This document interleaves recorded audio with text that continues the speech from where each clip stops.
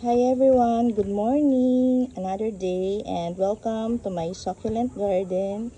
And for today's video, ayan, itatanim ko itong Murasaki Phoebe. Ang ganda, no? And ang dami na niyang roots, muntik nang mahulog kanina.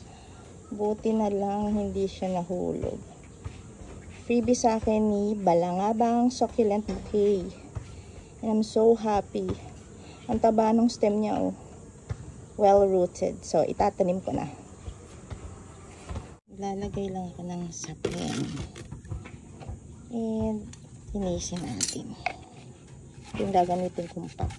Palalakihin ko na rin yung ibang mga butas.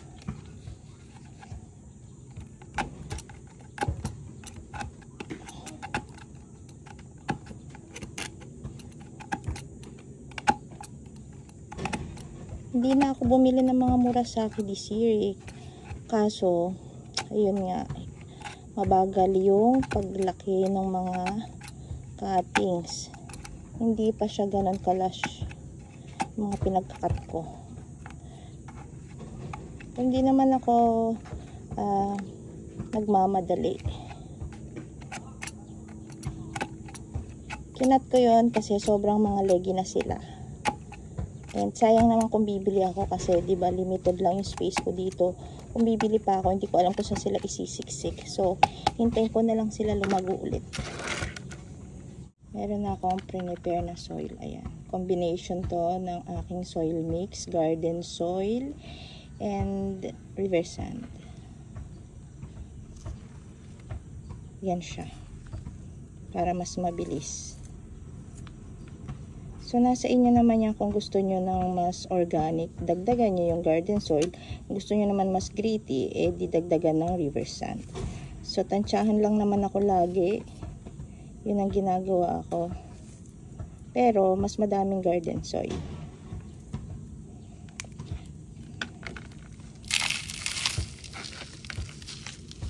Lagay ko na dito. Yan. May malaking bato.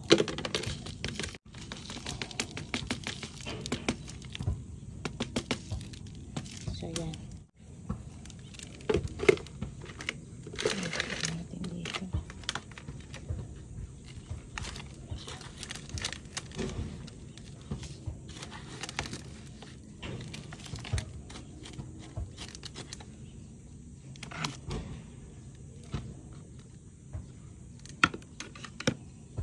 Tapos, ganyan.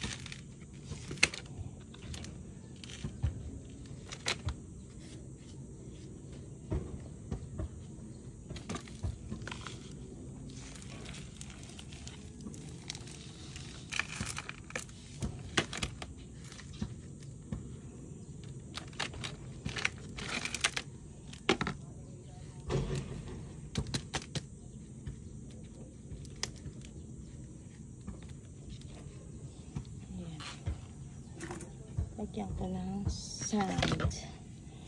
Lagyan natin ng sand.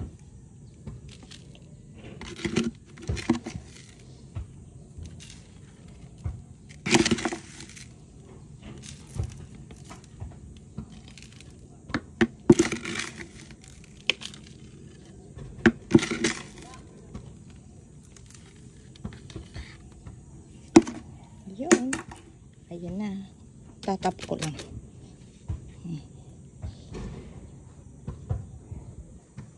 Hingin natin yung dahon.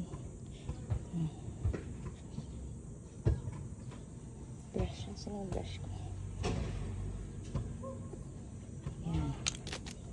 So, yun na. Lagyan natin ng bato. Lalagyan ko pala ng bato. Ayan. Dito. Oh. Hindi pa siya masyadong stable. Ayan siya sa likod. Oh. Pinangkalang ko ito.